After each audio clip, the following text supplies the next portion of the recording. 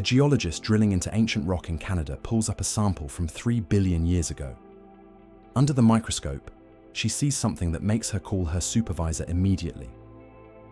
The rock contains organized carbon structures that look biological. But here's what's disturbing. These formations show engineering patterns, geometric precision, intentional design, 3 billion years before the first complex life supposedly evolved on Earth. What if we're not the first? What if civilizations rose and fell on this planet millions or even billions of years before humans existed? And what if the reason life seemed to appear so suddenly on Earth is because it didn't originate here at all? This is where the Panspermia hypothesis and the possibility of pre-human civilizations intersect in ways that challenge everything we think we know about our planet's history. The standard story of Earth goes like this. The planet formed 4.5 billion years ago. For the first billion years, it was a hellish place of molten rock and asteroid bombardment. Life appeared relatively quickly once conditions stabilized, showing up in the geological record around 3.8 billion years ago as simple, single-celled organisms. These microbes dominated Earth for the next 3 billion years. Then, about 540 million years ago, complex multicellular life exploded onto the scene in what we call the Cambrian explosion. Eventually, after countless evolutionary steps, humans appeared roughly 300,000 years ago. That's the accepted timeline. But there are anomalies scattered throughout the geological record that don't quite fit this neat narrative. Strange chemical signatures in ancient rocks, isotope ratios that suggest industrial-scale metal processing billions of years ago, fossilized structures that look too organized to be natural. Most scientists dismiss these as natural phenomena, misinterpreted, or measurement errors. But what if some of them are real? Here's the unsettling fact. If an industrial civilization existed on Earth even just 100 million years ago, we would find almost no trace of it today. The planet's surface recycles itself through plate tectonics. Ocean floors get subducted into the mantle and melted. Continental crust erodes, gets buried, transforms under heat and pressure. Over millions of years, nearly everything gets destroyed or altered beyond recognition. Cities would crumble, plastics would degrade, metals would corrode and disperse. Even radioactive waste would decay and blend back into the geological background. The only evidence that might remain would be subtle chemical anomalies in sedimentary layers or unusual mineral deposits that could easily be attributed to natural processes. This is called the Silurian Hypothesis, named not because scientists think it happened in the Silurian period, but as a reference to the Doctor Who aliens.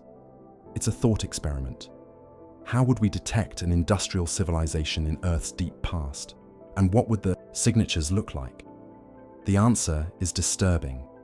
We probably couldn't detect it with certainty. The evidence would be ambiguous at best, easily explained away as natural geological processes. Unless we got very lucky and found something unambiguously artificial, like manufactured structures or tools, we'd likely miss it entirely. But here's where it gets even stranger. What if those ancient civilizations didn't originate on Earth either? What if life itself is an interplanetary or even interstellar phenomenon, spreading from world to world, seeding planets with the raw materials for biological evolution? This is panspermia, the hypothesis that life exists throughout the universe and travels between planets and solar systems. The idea isn't new. Greek philosophers proposed it 2,500 years ago. But modern science has found evidence that makes it far more plausible than ancient speculation. We now know that organic molecules exist in space. Amino acids, the building blocks of proteins, have been found in meteorites dozens of times. The Murchison meteorite that fell in Australia in 1969 contained over 90 different amino acids. Earth life uses about 20. Where did the other 70 come from? We know that microorganisms can survive in space. Tardigrades, microscopic eight-legged creatures, have been exposed to the vacuum of space, cosmic radiation, and extreme temperatures. Most survived. They can enter a state of suspended animation, and revive when conditions improve, even after decades. We know that rocks can travel between planets. Meteorite impacts can blast material from one planet's surface into space. Some of that material eventually falls onto other planets. We've found meteorites on Earth that originated from Mars.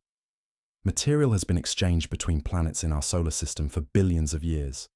Put these facts together and a picture emerges. Life could have originated on one planet or moon and spread throughout the solar system through natural processes. Mars had liquid water billions of years ago when Earth was still being bombarded by asteroids. Perhaps life began there first and hitched a ride to Earth on Martian meteorites. Or perhaps life didn't originate in our solar system at all. Perhaps it came from interstellar space, riding on comets, or carried deliberately by a previous spacefaring civilization. This is where panspermia meets the possibility of ancient civilizations. What if advanced life evolved somewhere else in the galaxy, millions or billions of years ago?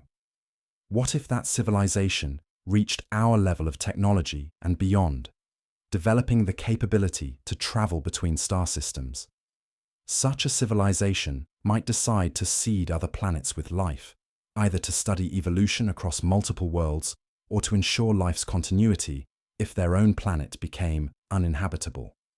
They could send robotic probes carrying microorganisms or even genetic blueprints to promising planets throughout the galaxy. Earth would have been an obvious target, a rocky planet in the habitable zone of a stable star. Perfect conditions for carbon-based life. So they send a probe. It arrives in our solar system 4 billion years ago, analyzes Earth's conditions, and releases carefully designed microorganisms into the primordial oceans. These organisms aren't random. They're engineered to thrive in Earth-specific chemistry, to replicate efficiently, to evolve and diversify. Perhaps they even contain genetic instructions, dormant sequences that activate under certain environmental conditions, guiding evolution toward complex multicellular life. This sounds like science fiction, but it's not impossible. We're already discussing sending microorganisms to Mars to test if life can survive there. In a few centuries, we might have the technology to send probes to other star systems. Why wouldn't an ancient civilization have done the same? The evidence that might support this is contentious and hotly debated.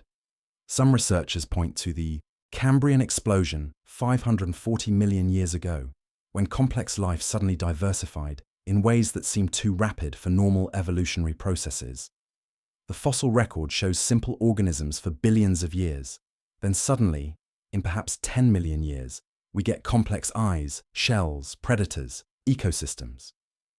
Some have proposed that this rapid diversification was triggered by an influx of genetic material from space, perhaps carried by a comet. Viruses from an alien biosphere integrating into Earth organisms, causing an evolutionary cascade.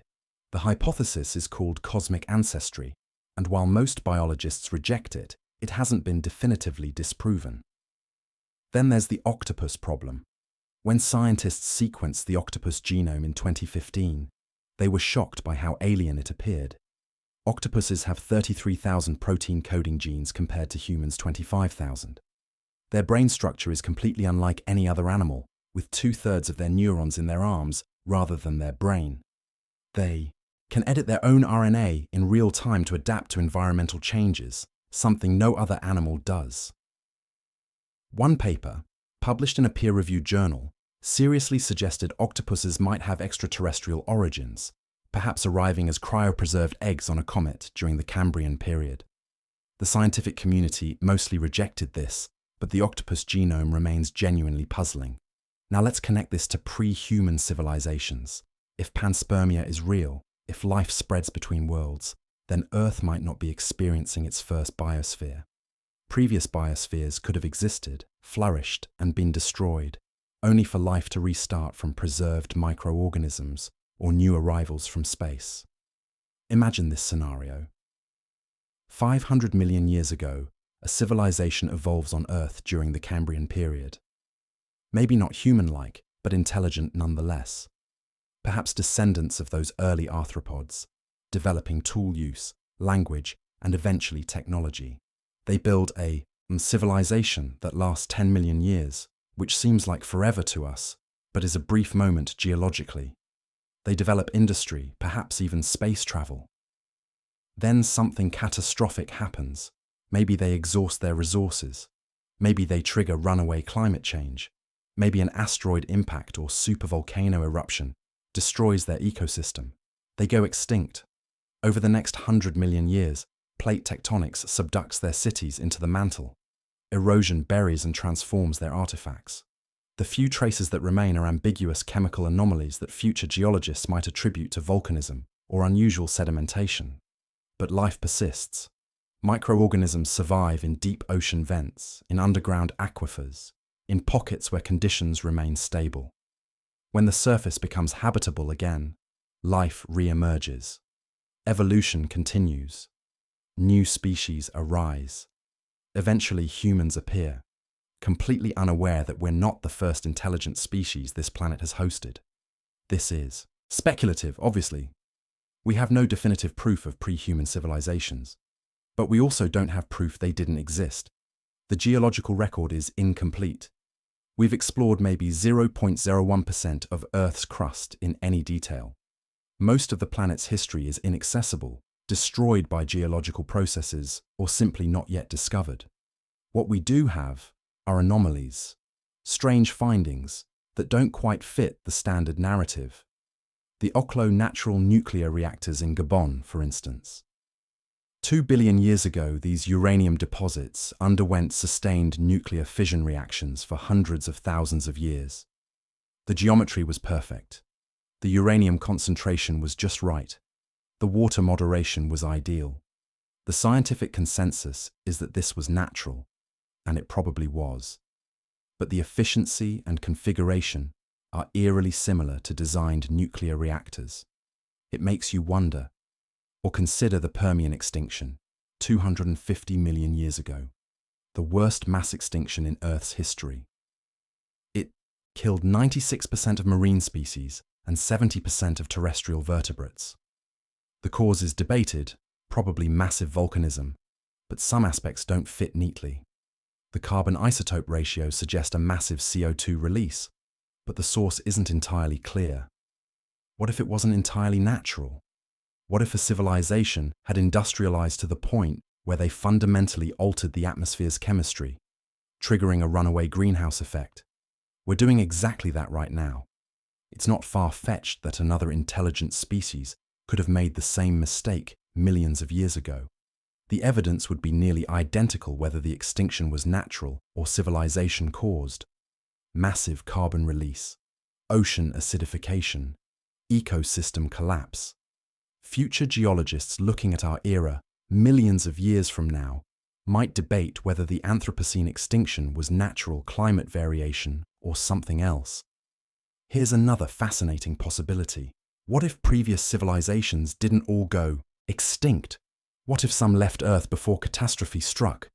If they achieved spaceflight, they might have established colonies elsewhere in the solar system or even fled to other star systems. This leads to an interesting variant of panspermia called directed panspermia. Instead of life spreading randomly through space on meteorites, it's deliberately spread by advanced civilizations. We might be descendants of microorganisms intentionally seeded here by an ancient Earth civilization that escaped the planet before their biosphere collapsed. Or we might be descendants of an alien civilization that seeded Earth billions of years ago, making us, in a sense, the aliens we've been searching for. The implications of this are profound.